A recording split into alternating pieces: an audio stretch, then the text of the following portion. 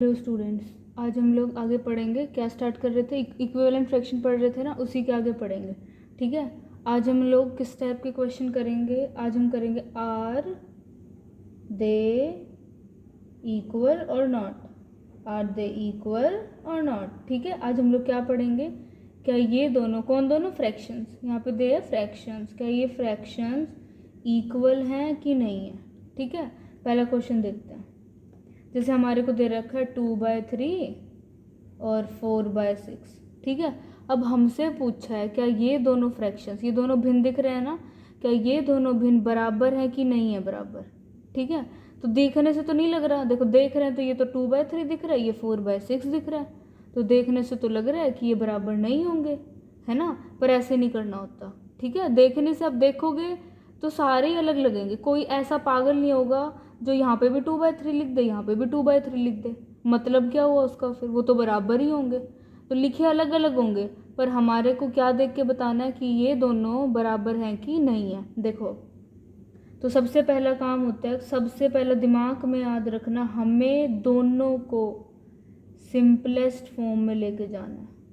हमें दोनों को, इसको याद रखो, बिल्कुल दिमाग में बहुत ज़रूरी है। बस ये याद रख लो, हो गया काम। बस ये याद रख लो, हो गया काम। हमें जितने भी दे, चलो यहाँ तो 2 दे रखे हैं, 3 दे रखे हो, 5 दे रखे हो, 10 दे रखे हो, कितने भी दे रखे हो, हमें सारों को सिंपलेस्ट फॉर्म यानी सरलतम रूप में लेके जाना है। ठीक है। चलो लेके जाते हैं। पहले 2/3 को लेके जाते हैं। ऐसा कोई है जिससे ये दोनों कट जाए? ऐसी कोई टेबल है जिससे ये दोनों कट जाए? नहीं है। यानी 2/3 का सिंपलेस्ट फॉर्म 2/3 ही है।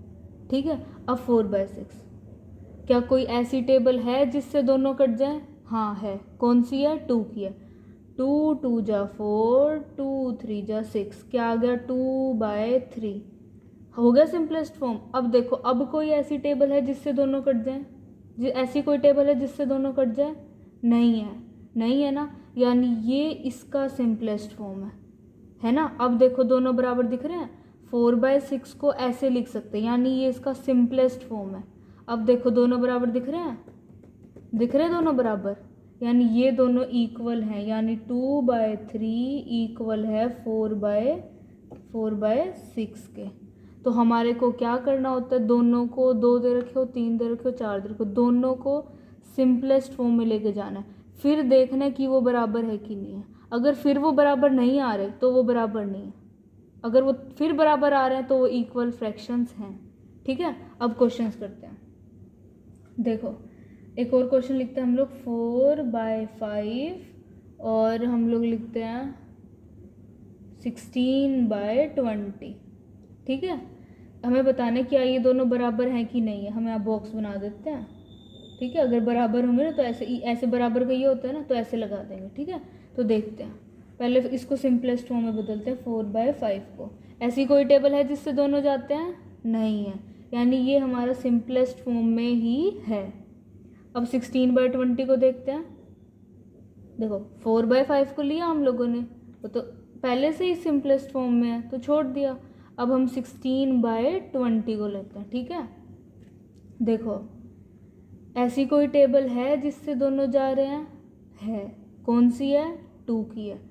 2 8 जा 16 और 2 10 जा 20, है ना। 2 8 जा 16, 2 10 जा 20। अब ये सिंपलेस्ट फॉर्म में है?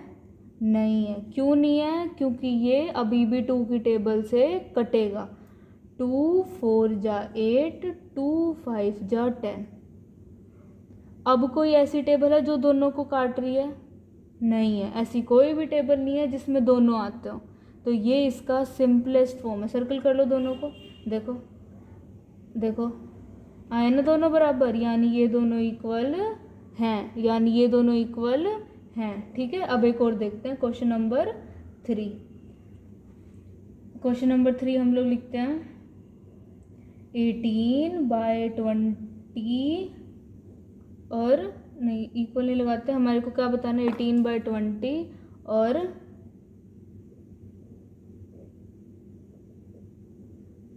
ठीक है, हमें बताना है कि ये दोनों इक्वल हैं कि नहीं है। तो सिंपलेस्ट फॉर्म में करते हैं, पहले 18/20 को ले लेते हैं। है ना, ले लिया 18/20 को। ऐसी कोई टेबल है जिससे दोनों जा रहे हैं, है 2 की है। 2 9 जा 18, 2 10 जा 20, 2 9 जा 18, 2 10 जा 20 गए। अब आ गया नया हमारे पास 9/10। क्या आ गया, 9/10। अब कोई ऐसी टेबल है जिससे दोनों जा रहे हैं, अब कोई ऐसी टेबल है जिससे दोनों जा रहे हैं, नहीं है, नहीं है ना ऐसी कोई भी टेबल। यानी ये होगी इसकी सिंपलेस्ट फॉर्म, किसकी, 18/20 की। इसकी तो मैंने निकाल ली, अब इसकी बारी, किसकी बारी, 36/40 की। पहले तो देखो ये किसकी टेबल पे जाते हैं दोनों, ये जा रहे हैं हमारे 4 की टेबल पे। 4 की टेबल पे करके देखो, 4 4 9 जा 36, 4 10 जा 40, 4 9 36 और 4 ढाई 40 हो गया। अब इसमें भी कोई भी ऐसी टेबल नहीं है जो दोनों को काट दे, आगे इक्वल, यानी ये दोनों भी इक्वल है, यानी ये दोनों भी इक्वल है। ठीक है, एक और क्वेश्चन देखते हैं। जैसे हमारे पास है, चलो अब मैं क्या करती हूँ, मैं ना 4 क्वेश्चन लिख देती हूँ पहले, आप लोग उनको ट्राई करना और फिर वीडियो पॉज करके और फिर सॉल्यूशन देखना। ओके,